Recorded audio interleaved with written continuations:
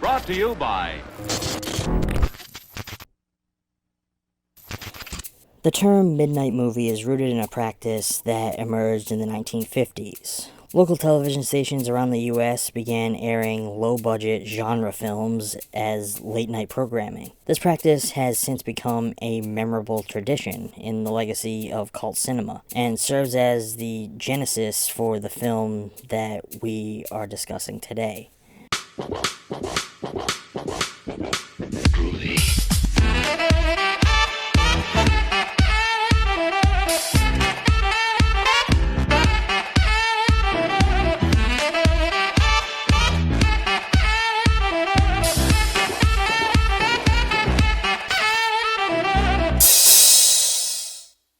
Hello friends, welcome back to today's screening of ETF, where we are loading up the projector with a love letter to late night broadcasting as we explore Midnight Movie. A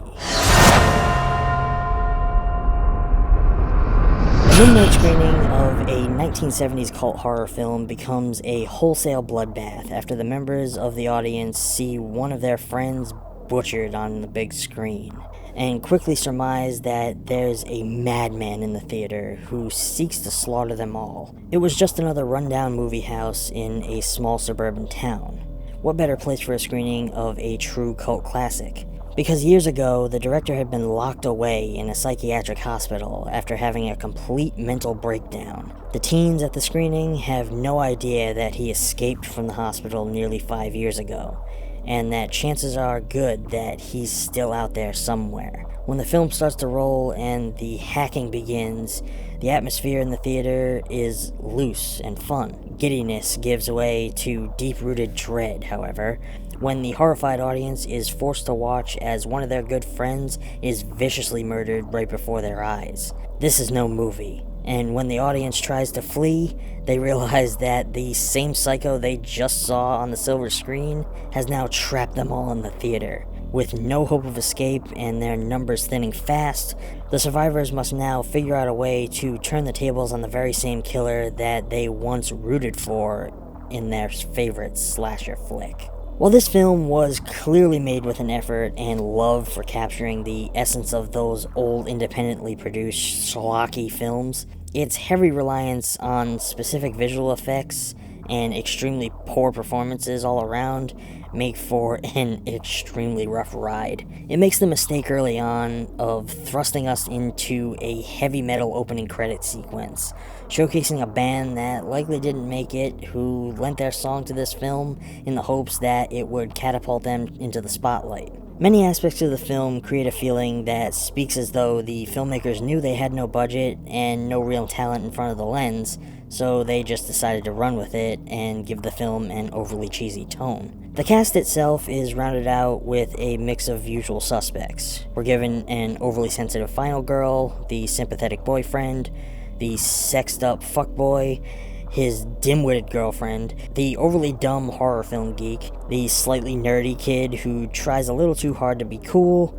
and the useless bitch who is surely gonna bite it. Toss in an extra grungy biker type who hits on anything that moves and openly gets a BJ in front of our entire cast during the opening credits of the film within a film. This whole movie takes place with our characters locked in a cinema that, while in decline, is still supposed to be operational, though most of its settings look as though they've been long since abandoned. Now, maybe there's a purpose to this. Maybe the idea was to make it seem as though the elements of the film that they are watching are bleeding through into the real world.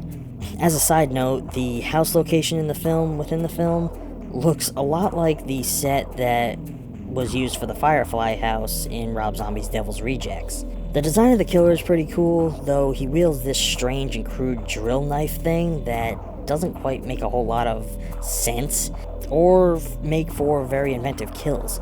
Most of our central crew is dispatched in similar ways before being dragged off down the same long, empty hallway. There's an obvious effort to cement this story into the annals of B-movie history. The film seems to make up rules as it goes to allow the plot to continue. A supernatural force that the killer apparently controls is sealing our characters into the building. and making them all appear invisible to the outside world. For me, this was nothing to write home about. I have definitely seen far worse visual effects on far lower budgets, but these land somewhere between Sci-Fi Channel and the early days of YouTube. I think this is one that will deliver the goods for your casual viewers, but falls short for more seasoned film fans. I'm giving Midnight Movie a C. This one's been available on Netflix for a while for those looking to check it out for themselves. I just caution going into this with the right mindset. Don't expect award-winning special effects or top-notch performances. This is a B movie in the truest fashion.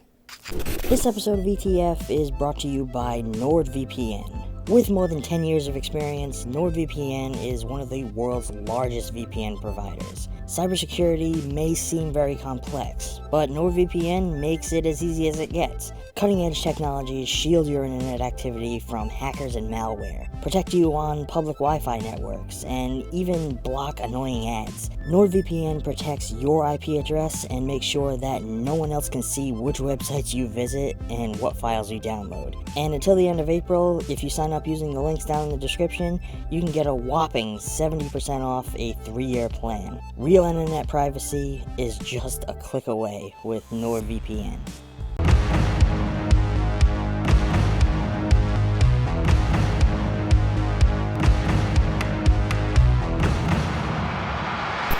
But that's all for today, friends. If you are enjoying the content so far and want to help us keep bringing new types of videos for you to enjoy, please consider supporting ETF on Patreon, where every pledge goes right back into the channel to help us with upgrading equipment, maintaining our software, and checking out new flicks to discuss here. If you want to see more videos like these, feel free to let us know down below, or give this video a thumbs up. Don't forget to subscribe, and I will catch you all next time. Thanks for watching.